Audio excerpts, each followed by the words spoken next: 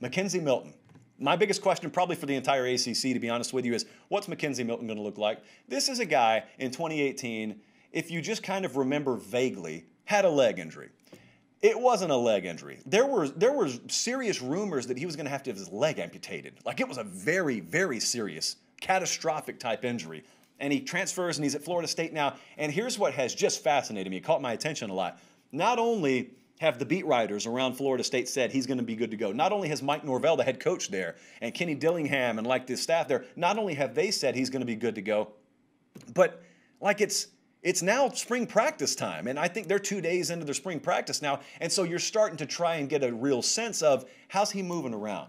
Like, do we get to see any footage of him? How does he look? And mobility is one of the main facets of his game. Without it, you're not getting really the Mackenzie Milton that you remember.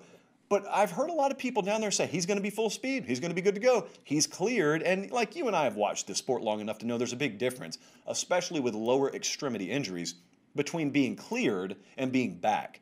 If Mackenzie Milton's back, number one, the quarterback battle at Florida State may be decided. Not without competition, but I'm saying if you could see the last chapter of the quarterback battle, it could be decided if he is truly 100%.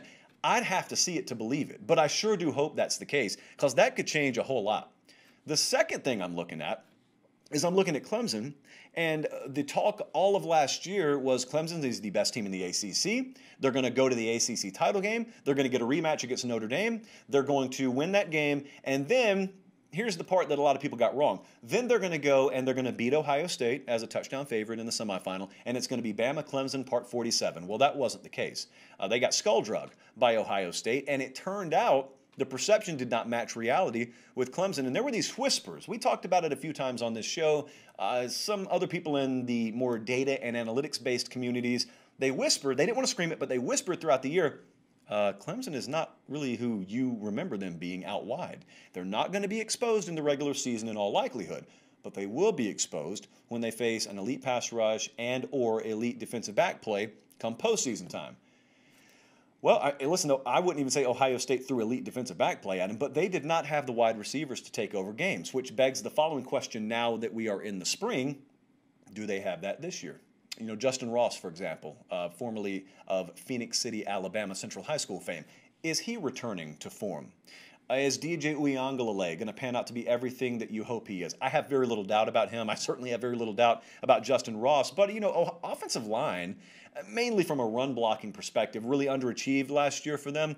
But therein lies one of the problems. Like, if I know you can't really establish that against me, I'm not scared of it.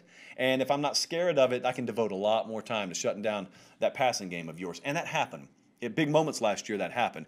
Can't happen this year. And so I'm looking at that with a razor-sharp focus with Clemson. Which other names? I know Justin Ross. Like, which other names can I get to emerge? And I'm not talking about names that I know from the recruiting trail. I'm talking about names that I know because they now have proven production at Clemson, you know, or if they're new and they're young and they can't have proven production.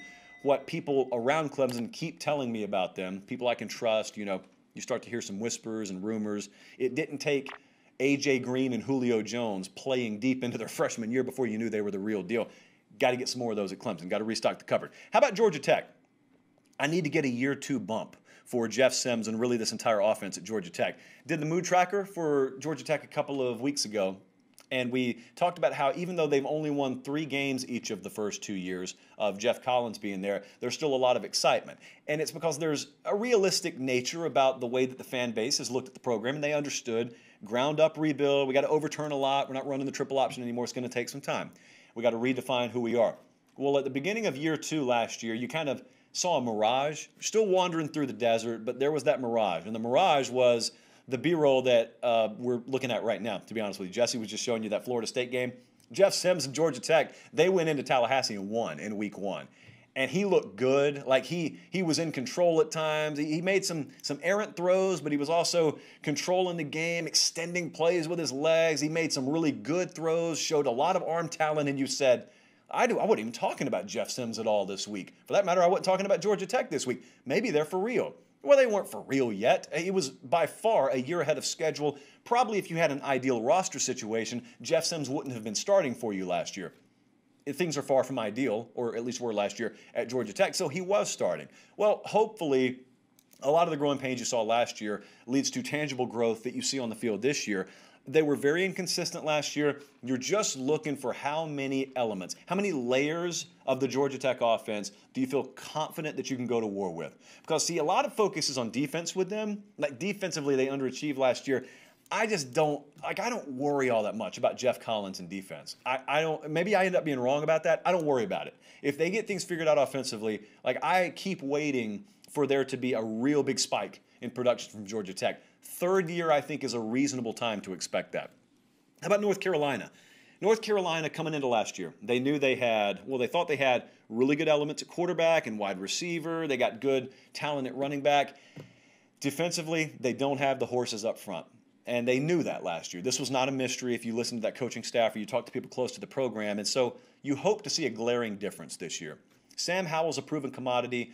The offense in general, there's very little doubt they're going to have really good production there. Can they stop people? Can they force turnovers? Can they disrupt? Do they have enough quality depth to compete in fourth quarters? Because there were a couple of times against better teams last year, defensively, they couldn't give themselves a chance to win in the fourth quarter. So you got to build that. And obviously they think they're closer now than they were a year ago. I think spring will go a long way in determining, how right they are about that. You got some new bodies there, but they got a lot of returning pieces too. It's not so much about who's new here. It's we got a lot of pieces back. Is that a good thing? Is it going to matter as much as a preview magazine would lead you to believe?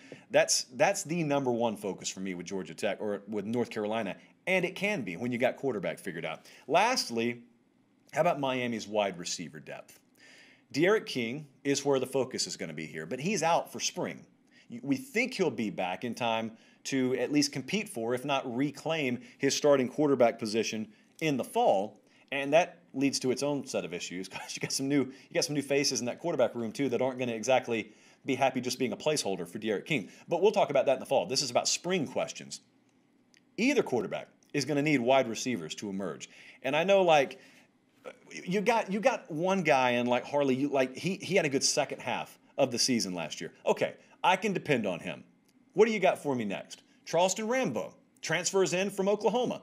Okay, I think I can depend on him. But after that, it's just names. Mark Pope, D. Wiggins, those are names. And they're guys that you're going to pencil into the starting rotation or they're going to be contributors, but they're just names. There's nothing proven. They were very inconsistent. In a lot of ways, the entire passing game struggled to be dependable at times last year.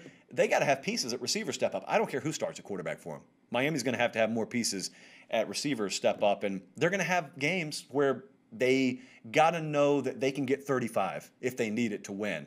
And I'd be kind of uncomfortable assuming that right this moment in time. That's what God created spring practice for. So those are the biggest questions we have for the ACC for the 2021 college football season.